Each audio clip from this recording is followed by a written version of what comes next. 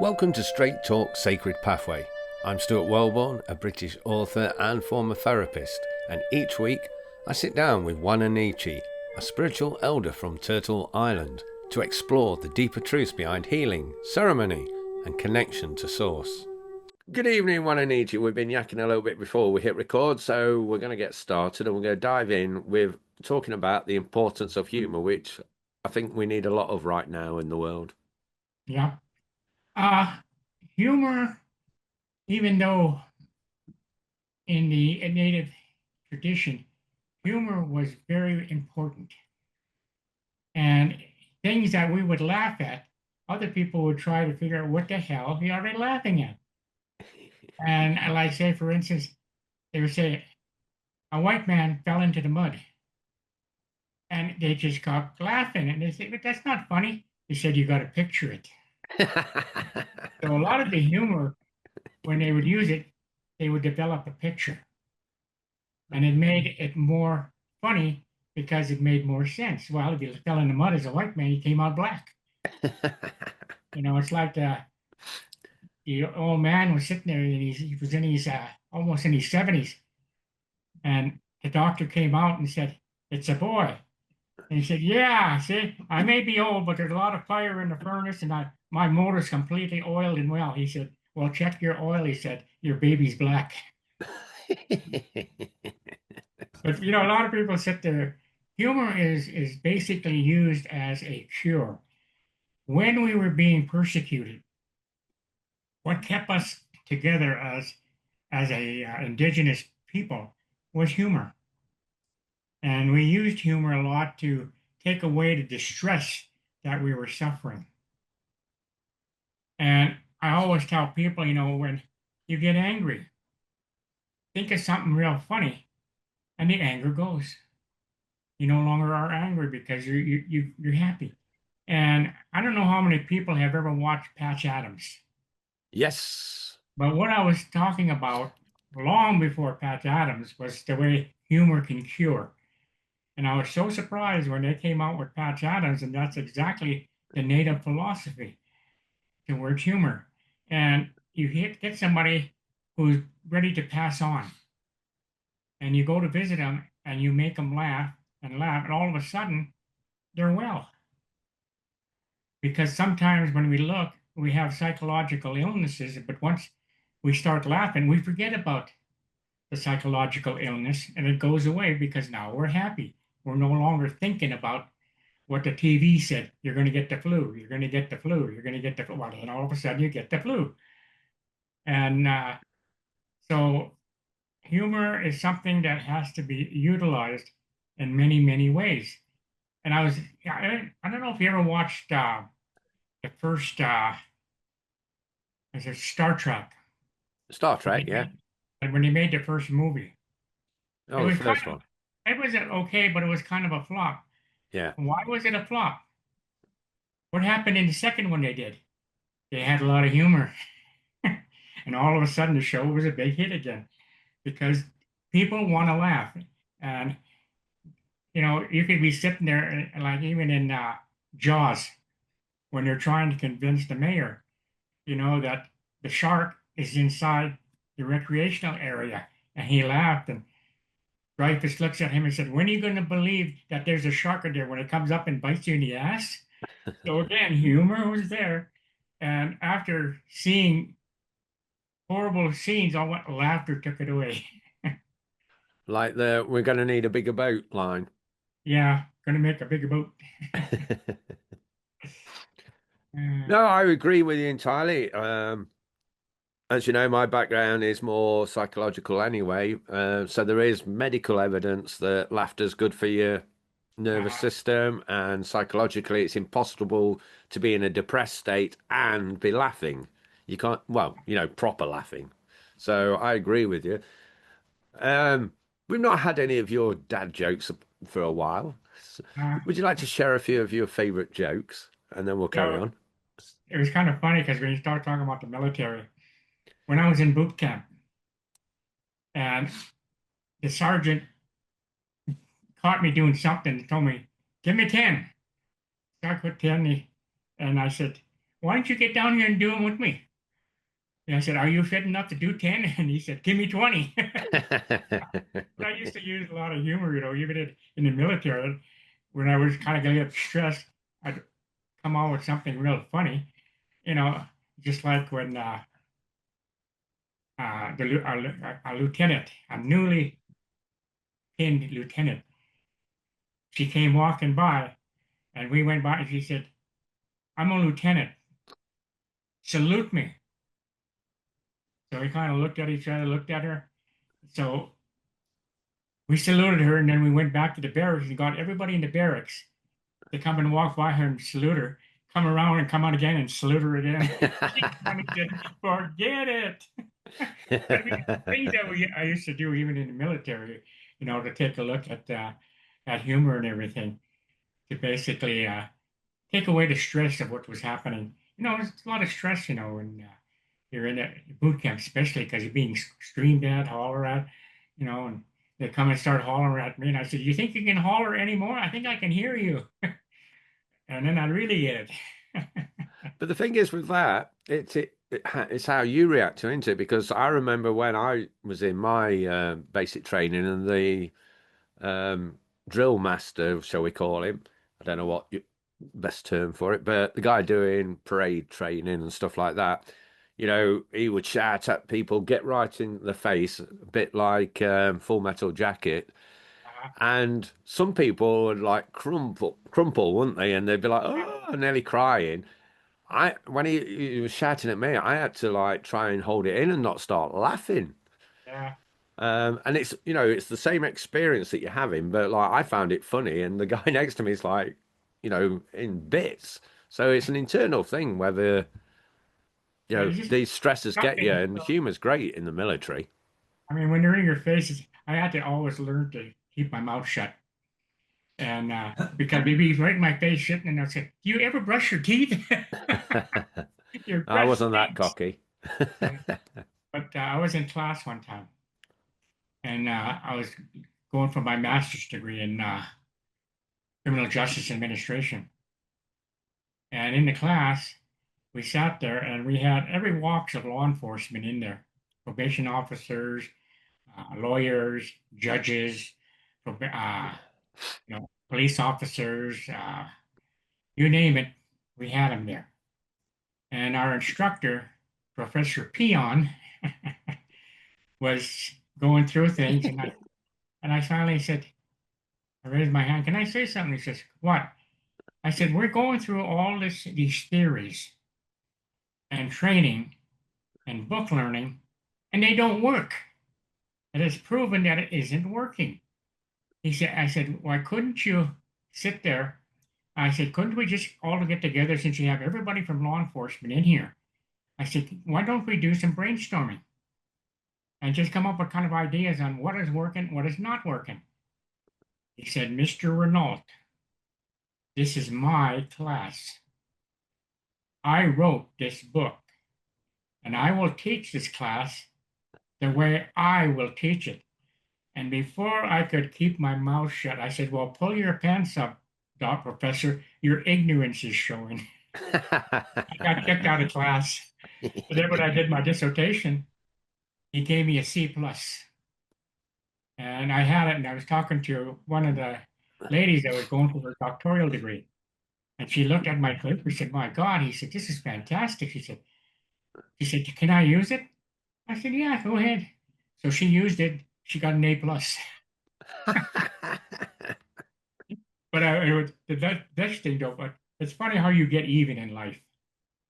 And I was walking down the street and there was another professor that was in the same area that I really liked.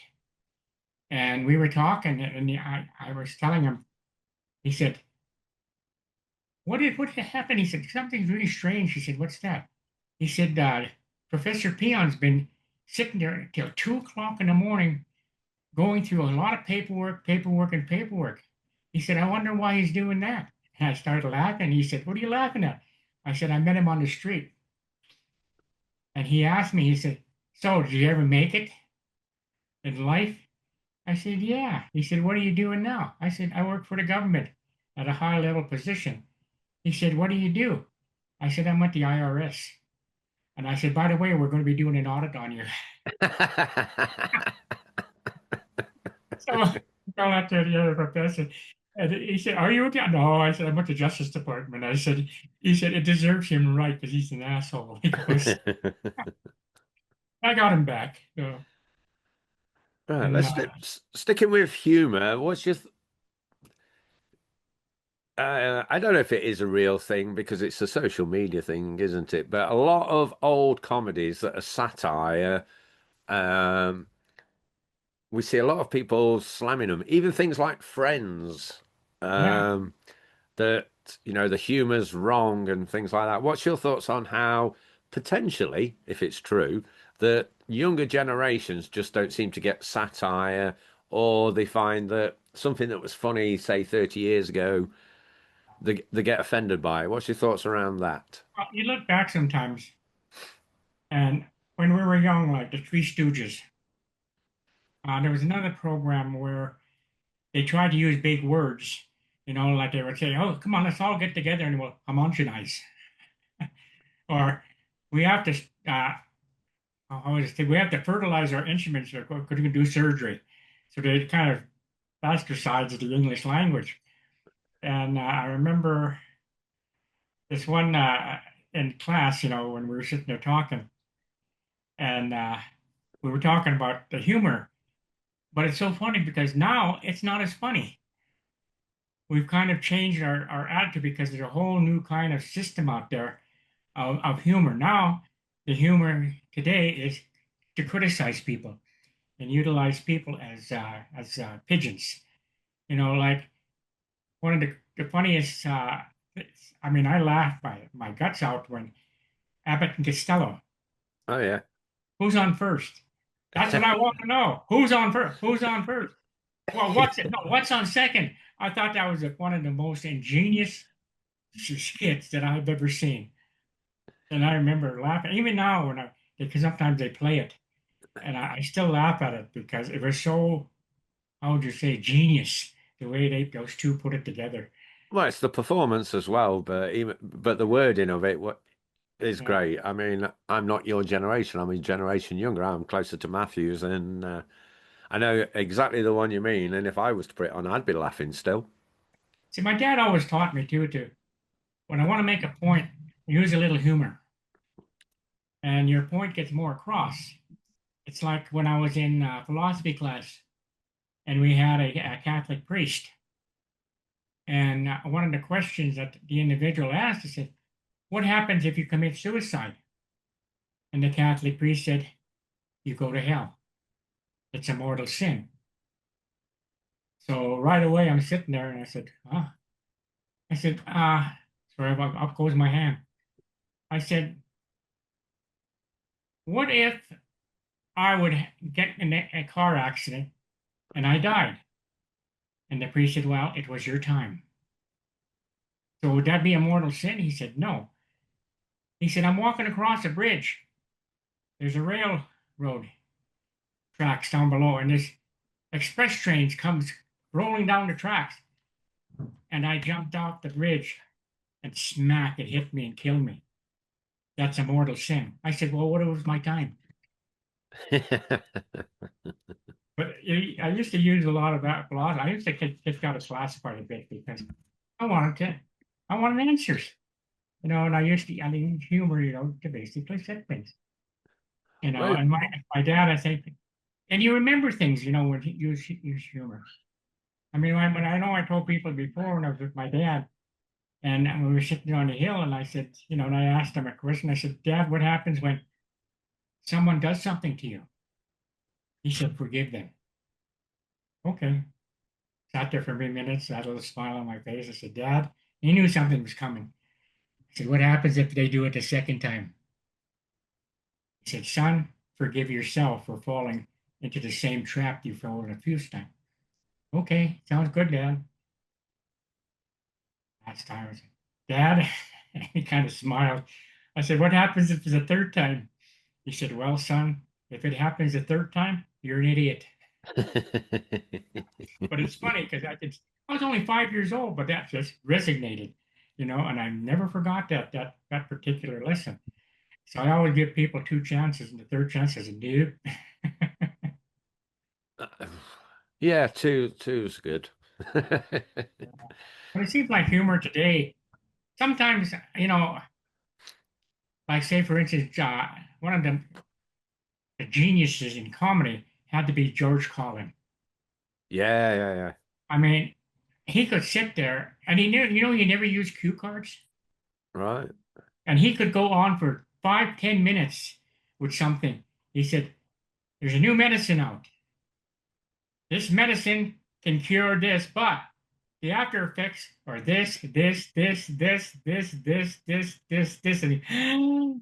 it kills you." But he was good at his humor, and it was simple humor. You sit there. I fell down four flights of stairs. This woman comes up and says, "Are you hurt?" The other one was he used to sit there and say, "I go to a hotel." They say, "Do you have a reservation?" "Do I look like a Native American Indian to you?" So, Well, it's an interesting thing there. yeah, Modern audiences, potentially, as I say, this is what I'm gathering from social media. I've never actually encountered a young person without a sense of humor, but I'm just going off what social media says. George Carlin saying that could be considered a racist joke because he's talking about Native Americans. uh, Except you found it funny, didn't you? yeah. But see, he was really a champion of Native Americans, and No, what I like, meant was the yeah, context of it is that yeah, people are getting offended on behalf of people that, like, it's like me being offended on your behalf yeah. Because about that joke. I know in one of his presentations he said we have Black Americans, we have Asian Americans, we have Hispanic Asians, we have African. He went through it, and then the insult comes: Native American Indians. He said they're not Native American Indians. He said they're indigenous. And he said if we would have followed their belief system, we'd be better off in this world. He goes, so he was kind of a champion for Native people too. Oh, But well, I wasn't disputing that. I'm just saying what I wanted to talk about was that how people are being offended by. You didn't find that as an offensive joke, but people are saying that a certain joke, if it a lot of that is involves the if way it involves anybody who's not, from a the different way he skin says color. it. The way he says it's basically a slam on people. Yeah, oh Uh, yeah, yeah. That's what I was taking trying to say was advantage. earlier about satire that people Yeah, don't seem to get the satire. For over here, we had I don't know if you ever saw it. yeah, Till Death Us Do Part with Alf Garnett. Have you ever heard of that character? yeah. Now he was like a white English person, and the satire was that he was racist, sort of thing. And when they did the second part series, he ended up with a black gay helper because in his old age. But the humour was not that you were on Alf Garnett's side; you were laughing at him because of his old-fashioned way of looking at things. And the modern generation don't seem to understand the difference between laughing at that character and laughing at what he's saying. Yeah. It's I'm going to send you a video on Graham Greene Right? as a customs officer. And the guy's from France, and he's sitting there talking, and he says, "Weren't you?" He said, "My God, weren't you in Dances the Wolves?" He said, "Yeah." Who were you?" He said, "Kevin Costner." But it's really nice because at the end he sits there and he says, "I speak 6 languages." He said, "Do you speak Cree?" "No." "Do you speak Ojibwa?" "No." "Do you speak Algonquin?" "No." "Do you speak Ogallala?" "No." "Okay, illiterate." He goes, but it's kind of nice because the way he sits and he has a good message, but he's funny as hell sometimes, Well, And that's the thing, innit? I think I personally, because I've been in the Navy, we could laugh at absolutely anything. Some of the jokes were dark and sick and things like that, but it wasn't. If that event in the joke was for real, you wouldn't be laughing. But it's just how, the switch comes in the punchline, doesn't it? So you laugh at it, but you wouldn't laugh at a real event. Yeah. It's just like when you go through boot camp and there's things that you have to go through because a lot of times your drill sergeant's a little sadistic. Yeah. But it's funny, after you graduate out of boot camp and say you're in individual advanced training, you sit back and you start telling things about what he did in boot camp and you laughed at, yeah, I mean, you're sitting there almost rolling on the floor. It wasn't funny at the time, but now it is, and all of a sudden you could see the humor into it.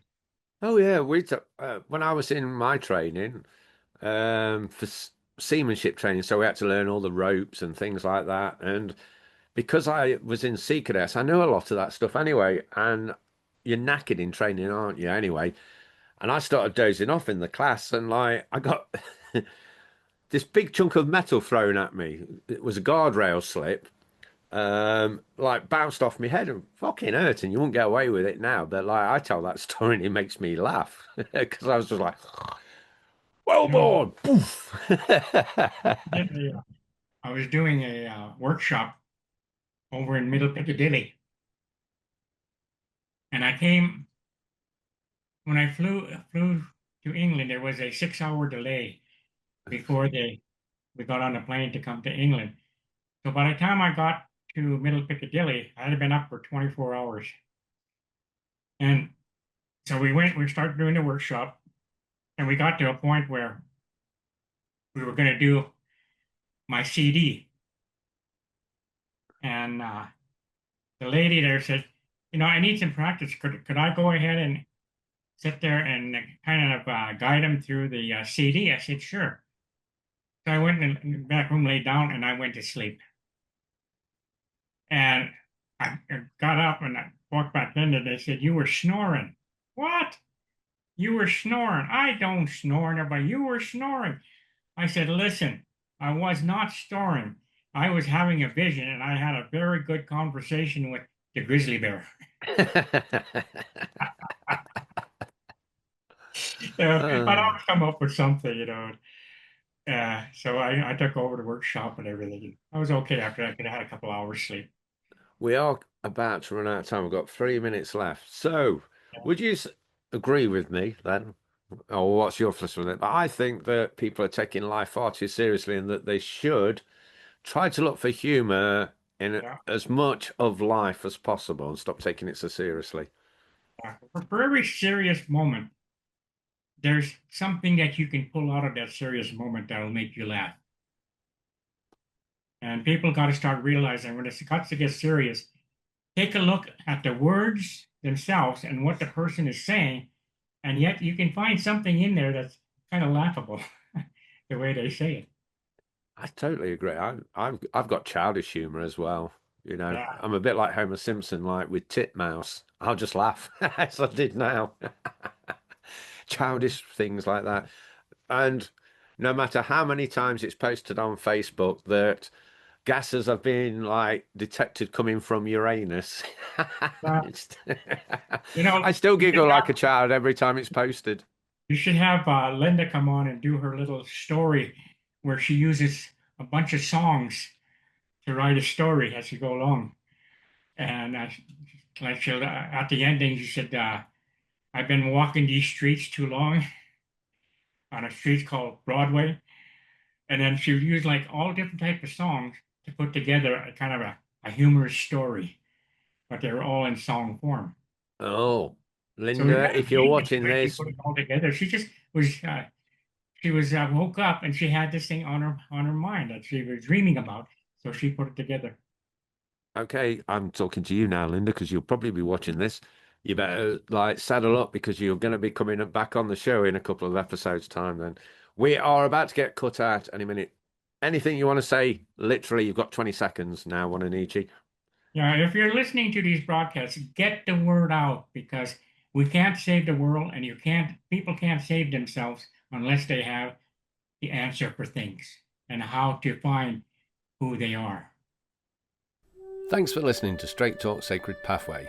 If you'd like to ask Wa-Na-Nee-Che a question, you can email me at stuart@realityresponsibility.com. The link will be in the description. And don't forget, you can download a powerful guided meditation for free at humancircleoflife.com.